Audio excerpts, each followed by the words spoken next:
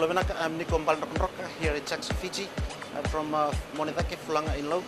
Love listening to Mbula FM, especially when I'm stressed and tired. At the end of the day, love Mbula FM. Talk about it in Mbula FM. Set sana. Nadango Leonard Tulip, au what you to go and buy, and the Talita na Parong and Mbula FM, but it's number 2 and a set. Mbula FM, number 2 and a set.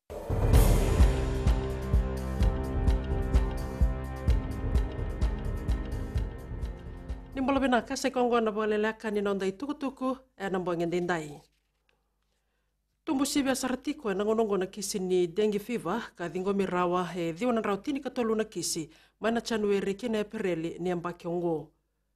Wanda itaka na ministeri ni Mbula ni wana ondolu ona na rawasa ngabulu kawono na kisi ni kiana lagi indi kebinan rana buku ni matengo kabanda itaka na ndoni bawa sala na National Advisor ni Communicable Diseases Dr. Mike Kama Nindue mailanga na buku ni matengo ke na bei mate takatale so kabe tobe batakaya kani sibe ni wolso ngabulu kalima na pasende ni deo na rautini katolu na kisi vingomi na moirani nonda banua abake na ena wasa loma ndasaba salataki na leni banua menda kawita kirna wekanda enda reda beira na be bataki lekele so ni matengo kanda be buke na non rabaka ukibal Mbula ia bekenda na saba kilati kona kene bataki lekele ka ko tali bambera se waraka mele buna mate ngolaki tikebi bo bunuai na totolongani no mureidi na kiana benaka ngandrebi talanga menda sama kana nonda bitiko ka borusa na bebunu e bosudikina na namu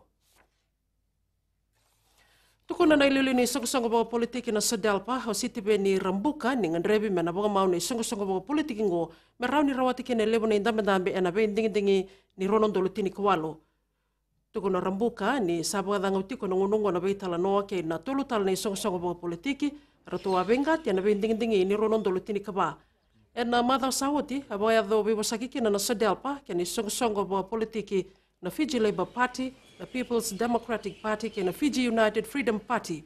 Ia bareta ko Linda Tambuya na presidente ni PDP ni Rui Mbimbi o ira erandingi taka ni songo ba politikingo. Ia ena UFF Party ndo na nonroto takete o ya na nonda bo ndoba taki na leni bonungo ka kotoki na nonroto bombota ni rawatingo ena kana boedori e bunga na boga mau ba politiki. Pamboti ni bunga na kisi ni non rabolo lo mataki na lubenda se sanga tingani lagi tukuni na kiani tuku seri bote taki. Na buna lebu se kwa ni bunga na ngone se sanga tingani resekela na non randondonu. So e sanga sarangani rawa ni ratukuna na bekar lau dhuruma kabunga na ngauna kabunga rangalu bolinga. Ia na ngonongo sanga ni toroti kubaga mamanda na matambo senga raba na dondonu ni tamata yandua na tiki nongori. Wa wasibi beire sanga ni rawa ni tandola na ngasunra mera tukuna na lenga erasotabatiko.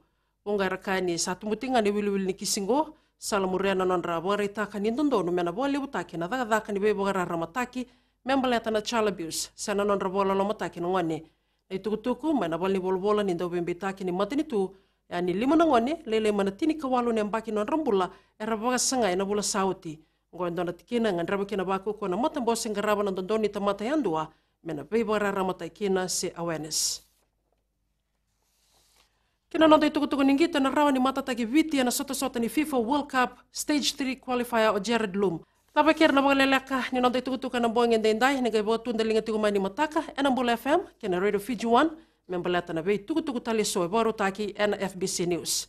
May ataba na ngauna ni rongo mga lelaka ni mataka ni Timothy Amanda.